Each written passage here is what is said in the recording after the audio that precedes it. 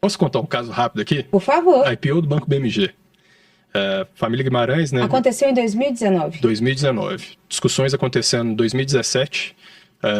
O banco se preparou, contratou seus assessores.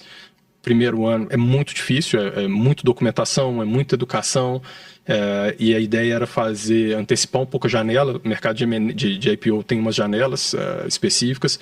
O ano de 2018, o Banco Inter tinha feito o IPO, se eu não me engano, no final de 17 ou no início de 18, e o mercado de IPO de banco tinha ficado quase 12 anos sem ter IPO. Tinha ficado quase, não, foram 13 anos sem IPO de banco. 13 anos que estava na velha guarda dos bancos tradicionais. Cara, e o mercado não estava com tanto apetite de equity, né? O mercado de equity, e papo até um podcast à parte, mas o trabalho que nós fazemos no micro, né, dentro das companhias, destravando valor e etc., e o mercado macro. Às vezes você está no melhor momento da sua companhia e a percepção dos múltiplos dela é relativamente mais baixo. E o contrário acontece. Às vezes você não está num momento muito bom. Foi o que a gente começou a ver, empresas super deficitárias, com potencial sem enxergar quanto que ela viraria cash burn, valendo bilhões de reais. E empresas super lucrativas, com valuation super deprimidos em termos de múltiplos. Então, não estou querendo discutir aqui certo ou errado, longe de mim entrar numa discussão Mas acadêmica. Foi um período que aconteceu muito isso mesmo, né? Começou a ter um conceito muito diferente do que a gente estava habituado a observar. Aquilo que era o não convencional, tendo valuations estratosféricos, e aquele que fez o dever de casa há anos ali, tomando penalidades. O meu gestor DRI do banco é o Flávio Guimarães Neto. Nós fizemos essa jornada juntos em 2018, ele liderando, eu trabalhando como braço direito dele ali nessa frente, e a família Guimarães decidiu não fazer. Eles eram controladores, eles são controladores do banco, eles eram 100% do banco era deles, eles decidiram não fazer o IPO. Por uma questão também muito de timing. A gente começou a pegar muito no final de ano, as decisões começaram a ser muito corridas. Eu lembro que a decisão de não seguir aconteceu no dia 16/12 de 2018. 16/12 de 2018. Por isso que eu falo, as janelas são bem pequenas. E aí tirei ali umas 2 semanas, é um processo muito cansativo pro management da companhia, fazer esse processo de IPO. De curiosidade, é um processo semelhante ao M&A? Você tem que formalizar tudo para a bolsa, né? Para a bolsa que você vai lançar, as auditorias já te acompanham por um tempo, mas é provar para aquela instituição que vai lançar o seu papel a legalidade da sua estrutura? E aí vem a sua complexidade, porque também os seus assessores, eles são responsáveis legais pela diligência. Então, você tem escritórios locais e globais. Então, em paralelo a todo esse trabalho de documentação, que é um trabalho hércules ali, muito pesado mesmo, demanda muito tempo, muita energia e muita atenção do top management da companhia, porque é um momento ímpar, né, da companhia. Poucas companhias fazem IPO uma vez. Então, não é nem que é um ciclo natural, né? Poucas vão chegar lá. Poucas vão chegar lá e uma vez, sim. E uma vez, então é um negócio muito complexo. E tem a parte do mercado. Então, você é um novo entrante no mercado. O caso do BMG, ele era muito conhecido no mundo de dívida, principalmente offshore. O banco chegou a ter 5 bilhões de dólares em emissões internacionais. Mas precisava fazer um trabalho de equity, precisava fazer um trabalho daquele posicionamento. O banco estava entrando no mercado digital, estava entrando em outras coisas. Então, você tem uma etapa que é educar os assessores dos bancos, né, que a gente chama do sell side. O sell side faz o education dele per se, o management faz uma education e daí você vai constituindo valuation. Então, você tem um valuation inicial que o time dos IBs fazem sobre a sua companhia, você tem um valuation do seu site, que em tese é independente. Que foi contratado pelos bancos, né? Então, cada um dos bancos tem o seu site. Então, né, um dos nossos bancos que estava liderando a primeira rodada era o JP Morgan, por exemplo. Então, ele tem o seu site dele, que é independente do IB, e ele vai lá e faz o valuation.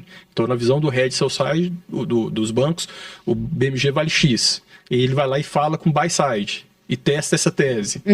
Para ver se o mercado tradicional paga antes do papel ser lançado. Exatamente. Aí volta para o mercado e fala assim, olha, o mercado leu, ele entende que esse ponto forte é forte mesmo, esse não, e aí trabalha a tese. E aí depois o management vai e faz esse education com esses mesmos buy-sides. E dali você chega numa ideia de valor. E dessa ideia de valor você vai para o roadshow, para tentar ancorar. Em valor de ação. Você tem 1 milhão de ações e aí você vai... Porque lembra que, né, o dever de casa que a gente está trabalhando aqui, a gente faz em casa também. qual que é o tamanho do meu sapato? Qual que era a necessidade do banco de capital? Então a gente não estava querendo, a gente ainda não estava no select picking de investidor. A gente estava assim, a gente precisa levantar X milhões de reais. Tem acesso a esse mercado? Quanto que o mercado paga? Qual que é o valuation do banco para isso?